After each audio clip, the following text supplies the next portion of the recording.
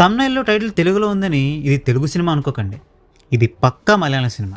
మరి pan India release చేద్దాం అనుకున్నారో ఏమో నాకు తెలియదు, కానీ తెలుగు ఫాంట్లో కూడా టైటిల్ డిజైన్ చేసి ట్రైలర్లో పెట్టారు. సో పాయింట్కి వస్తే లెవెల్ క్రాస్ ఇది ఒక సైకలాజికల్ థ్రిల్లర్ మూవీ. మూవీలో 90% వరకు ఆసిఫ్ అలీ అండ్ అమలా పాల్ మాత్రమే కనిపిస్తారు. వీళ్ళు కాకుండా ఇంకొక 4 క్యారెక్టర్స్ కూడా ఉంటాయి మూవీలో, బట్ వాళ్ళ స్క్రీన్ టైం చాలా తక్కువసేపు ఉంటుంది. ఇక ఈ మూవీ ఎలా ఉందో ఒక మాటలో చెప్పాలంటే, నాకైతే ఈ మూవీ నచ్చింది.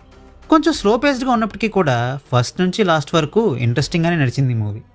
ఒక జనసంచారం లేని అడార్ లాంటి ప్రదేశంలో లెవెల్ క్రాసింగ్ దగ్గర గేట్ కీపర్గా పనిచేస్తున్న రఘు అనే వ్యక్తి లెవెల్ క్రాసింగ్ దగ్గర ట్రైన్ నుంచి పడిపోయిన చైతాలి అనే అమ్మాయికి షెల్టర్ ఇస్తాడు. అసలు ఎందుకు చైతాలి ట్రైన్ నుంచి పడిపోయింది, తన బ్యాక్ స్టోరీ ఏంటి, అలానే రఘు బ్యాక్ స్టోరీ ఏంటి, వీరిద్దరి పరిచయం ఎలాంటి పరిణామాలకు దారితీసిందో తెలియాలంటే మూవీ చూడాల్సిందే. ఫస్ట్ ఆఫ్ ఆల్ ఈ మూవీలో నాకు బాగా నచ్చిన విషయం అండ్ చాలా ఫ్రెష్గా అనిపించిన విషయం ఈ మూవీ యొక్క స్టోరీని సెటప్ చేసిన తీరు.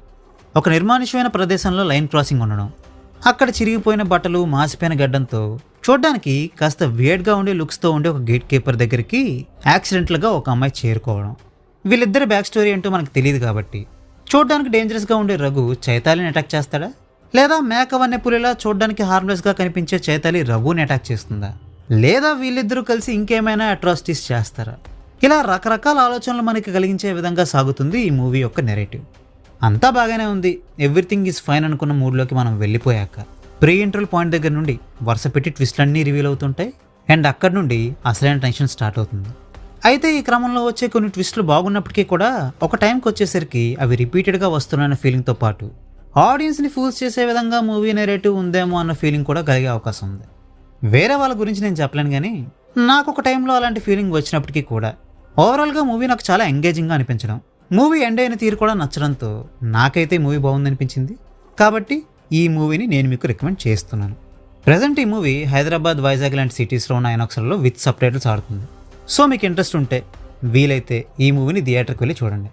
ఒకవేళ థియేటర్లో కాకుండా ఓటీటీలోకి వచ్చాక ఈ మూవీని చూద్దామని మీరు అనుకుంటే, ఈ మూవీ ఓటీటీలోకి వచ్చాక ఏ ఓటీటీ ప్లాట్ఫామ్లో ఈ మూవీ స్ట్రీమ్ అవుతుందా అన్న విషయాన్ని ఈ వీడియో యొక్క థంబ్నెయిల్లో కానీ లేదా పిన్డ్ కామెంట్లో కానీ మెన్షన్ చేస్తా. So well, that's a wrap on this video.